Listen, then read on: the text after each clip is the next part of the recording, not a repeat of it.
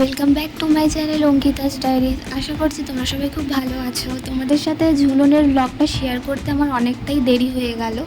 আমাদের বাড়ি থেকে কিছুটা দূরে বেদি ভবন বলে একটি জায়গা আছে, সেখানে 10 দিন ঝুলনের মেলা হয়। তো আজ ছিল হচ্ছে শেষ দিন। তো এর আগেও একদিনকার গেছিলাম, বাট সেদিনকার প্রচণ্ড বৃষ্টি হচ্ছিল, তাই জন্য কোনো ব্লগ আমি সেদিনকার শেয়ার করতে পারিনি। তাই আজকে একটু চেষ্টা করলাম ছোট্ট করে একটা ব্লগ তোমাদের সাথে শেয়ার করার।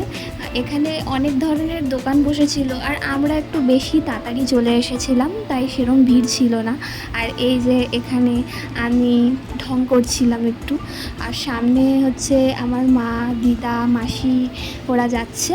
আর সবার প্রথমেই আমার না এই চুড়ির দোকানটায় গিয়ে নজর পড়ে। এখানে অনেক ধরনের চুড়ি ছিল, সব রকম হাতের সাইজের, মানে কোনটা ছেড়ে কোনটা দেখবো আমি বুঝতে পারছিলাম না। শেষে আমি একটা চুড়ি নিয়েছি, সেটা নয় তোমাদের কোনোদিন পরে দেখাবো।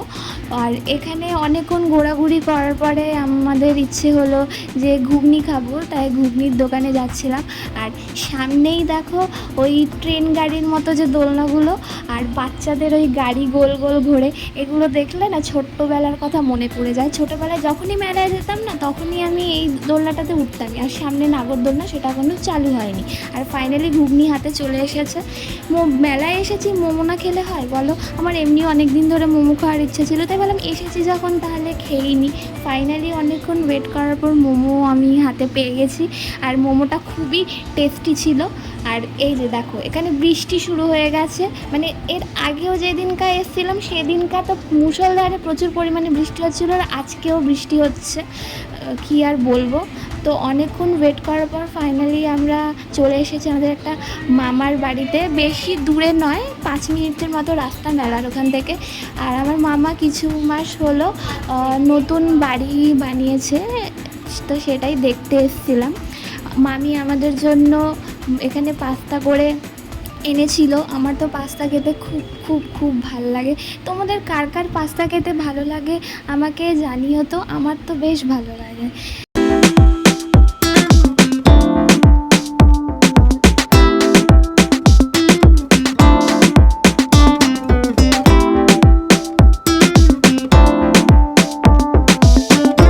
এখন আমরা যাচ্ছি সোনার দোকানে। আমার একটা কানের দেওয়া রয়েছে এখানে একটা দোকানে, আমার দিদা দিয়েছিল, তো ওটাই এখন নিতে যাব।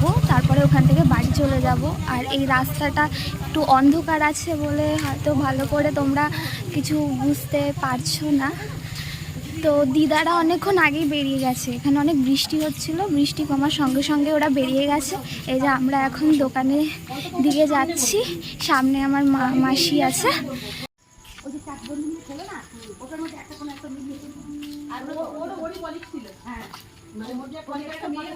আমরা সোনার দোকানে চলে এসেছি, আর গিয়েই আমি একটা সারপ্রাইজ পেলাম। দিদা দেখছি আমার জন্য পায়ের তোড়া দেখছে। আমি এই ব্যাপারটা জানতাম না, আমি শুধু জানতাম যে কানের বানাতে দিয়েছিল সেটাই আনতে যাবে।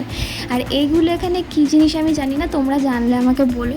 তো আমাদের সোনার দোকানের কাজ হয়ে গেছে, কিন্তু দুঃখের বিষয় হলো হচ্ছে এটাই যে যেই কাজটার জন্য গেছিলো সেটা কমপ্লিট হয়নি। কানেরটা এখনও হয়নি, ওটা 2 দিন পরে বলেছে আসতে। তো এখন আমরা বাড়ি যাচ্ছি, রাতও অনেকটা হয়ে গেছে। তো আজ বিকেল থেকে যা যা করেছি সব ছোট্ট একটা ব্লগ তোমাদের সাথে শেয়ার করার চেষ্টা করলাম। ভিডিওটা ভালো লাগলে লাইক, কমেন্ট, শেয়ার করে চ্যানেলটাকে সাবস্ক্রাইব করে দিও। টাটা।